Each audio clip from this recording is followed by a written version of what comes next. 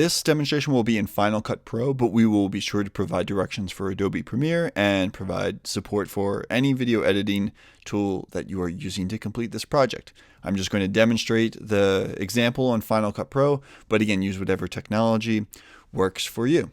So I'm in Final Cut Pro, and if this is the first time you're using it, you might have to create a library, and you can call that whatever you want. I highly recommend that you save your library to an external hard drive if possible.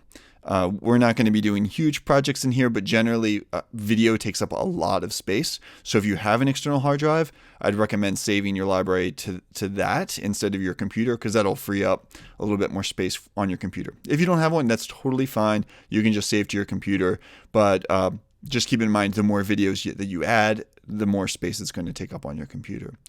All right, so I have a library here, and I'm going to create a new project. And Final Cut Pro will probably automatically populate an event. You need to have an event to save a project to, and I'll just call this the Clone Video Project. And you can just use the settings. We can always adjust the settings later on, but you can just start with the recommended project properties. Okay, so now I have my project. The first thing that I need to do in my project is import the video. So I use Command I to import. There might be, you could also go to File, Import Media. That also works. So File, Import Media. And that pulls up a screen that allows you to access, your desktop, your downloads, things like that. I have all of my video recordings here in a folder called Let It Be. So I'm going to select all of these. And over here we have some options: copy to library or leave files in place. If your files are already on your external hard drive or in the place where you want them to be, you can just leave them. But mine are on my desktop, and I don't want them to stay on my desktop. So I want to copy them to the library. So if I delete them off my desktop, it won't ruin my project. But you could also create proxy media, which creates copies that are smaller in file size, and they'll be a little bit faster. So I'm going to use this proxy media so that the editing happens a little bit faster. I'm not as worried about the quality of the project window. The quality of the video when I export it will be just as good. Okay, and then I'm going to import all. So now I have my video tracks. You might only have 2 video tracks. That's absolutely fine. I wouldn't recommend more than 4 or 5 just because it just adds a lot more to the project. And all we do is we can simply click on the video, and you can select as much as you like. You can select your video clip and then drag it down into the screen. Because I recorded this in a portrait mode, it's asking me if I want to change my video project to match the portrait mode, and I do not. I want it to stay in, landscape mode. So I'm just going to select that. 2K, 4K, any of these should be fine. They're standard. That's absolutely fine.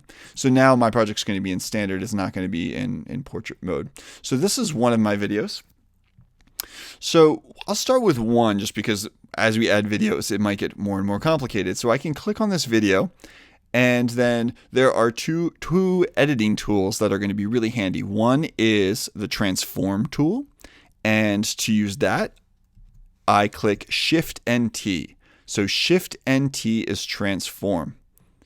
And I can get out of this just by typing the letter A. So once again, I'm going to click on the clip and Shift T to transform. And transform allows me to change the size of it. I can also move it anywhere in my window. So clearly I've used a green screen because I have some ideas about using a backdrop. Of course, you don't need to do that. You could just arrange these into 4 separate corners of the screen. Probably portrait mode would not be a great fit for that, but let's say that's what I did. So I'll just put this maybe right in the middle or the left middle. All right, so now I have my drums right there. They're ready to go. So that is the transform tool, allowed me to do that. The second tool that you'll want to use is crop. So crop is going to be Shift and C.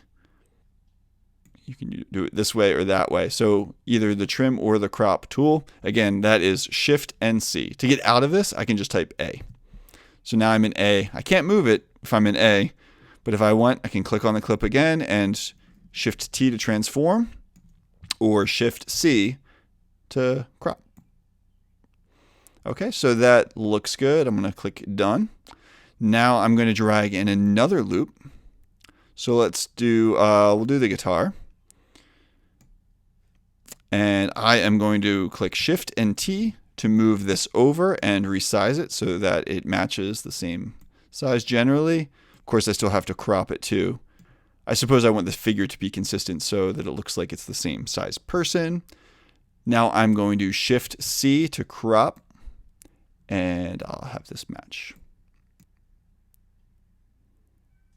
All right, so now I have 2 videos. You can click Done, and I'm ready for my third.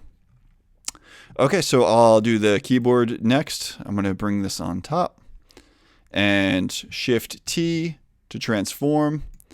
I'll put the keyboard right here, and then Shift C to crop. So now I have my keyboard. Now, if this were just going to be 3 videos, this would be perfect. It looks like they're all relatively centered. But as I bring in my 4th video, I'm probably going to need some room on the right. So I'm going to click each clip and bring it over to the left.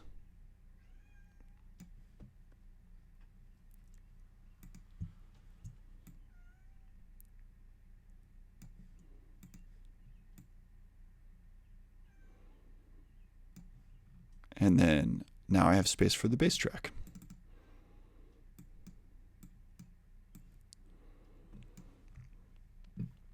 So it's already,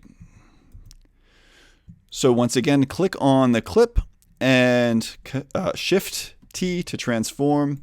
So I'm going to get this positioned about right.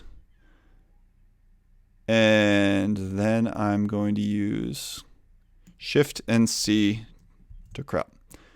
Now I'm just getting, a rough estimate of how these look like they're in a line. You could get a little bit more detailed. I've done templates in PowerPoint where I've created a grid of exactly how I wanted all the frames to appear and then imported that and mapped the videos on top.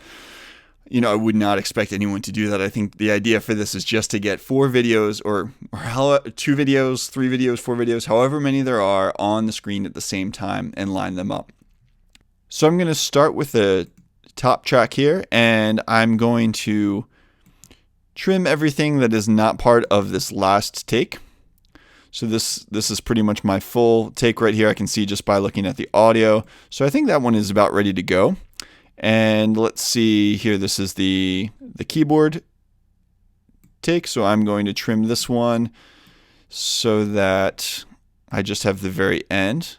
Cut that one, and I can just like Soundtrap, you can click and drag these regions all around and move them. And also, if you delete material, it doesn't delete it for good. So right, I've trimmed this, but I can always move back and find that other material just like Soundtrap. And then I'll do that on this one too. Let's see, that looks to be about the last take. And the drums apparently took me the longest to get right. And so this gray box is part of the storyline. So there are things that are attached to it so that if I were to delete this, it would delete those clips that are attached to it. One thing I can do to make this easier is I can remove this bottom track from the storyline. So I would go to Edit and Lift from Storyline. And now I should be able to move any of these. I might make the storyline a little bit longer. Yeah, so now I can move any of these clips a little bit more freely. So once again, if you click on the bottom clip or whatever one the storyline is attached to and click Edit, Remove from Storyline, that way that will generate a storyline independent of your video clips.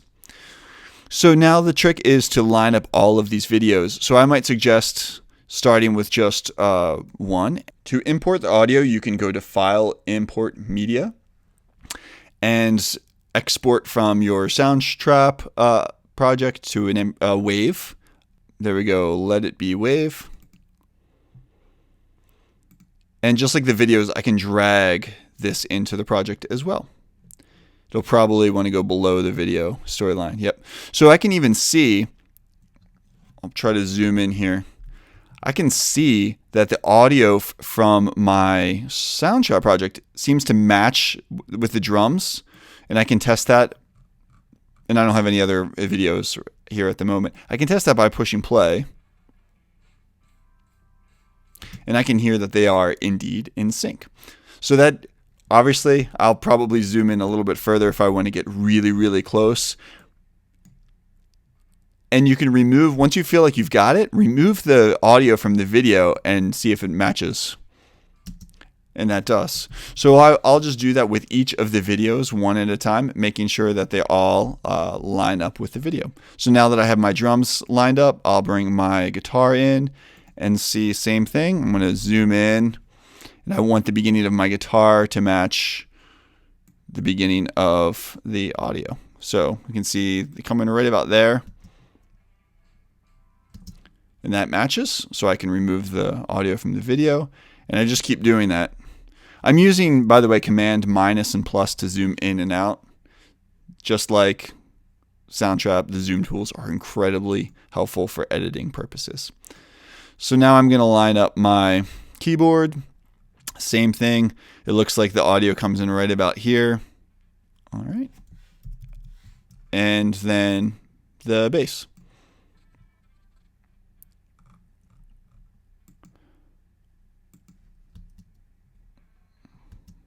That's early. That's still early. Of course, the more you zoom in, the easier it is to move these clips around to get them on time. I'm just going to trim all these up so that they all start at the same place. Otherwise, you'll see you have videos that come in at different points of time, right? So to avoid that, I'm just grabbing the sides, just like Soundtrap. There's a lot of similarities between audio and video editing. All right, so now I have my 4 videos in a place that I like them. They're all synchronized with the audio. And that could be it. I could save this project, and that would be great. It does look like I have lots of extra space here on my storyline, so I'm just going to tighten that up so that it matches my video. Make sure my audio and it matches my video. So now I have one complete video project. If I were done here, I would click on the top right corner. So when you click on the top right corner, you have some different options for how to share it. The master file is going to be the largest file size. So you can see for a 30-second video, this is about 600 megabytes. That's not an enormous video file, but still, it's pretty big. It's definitely too big to email. The way you'll share it in class is through an unlisted YouTube video. So if I click on this, it will publish it to my personal YouTube account. I'll click next, and it will ask me, how I want to publish it. I just click publish, and then it's ready to go.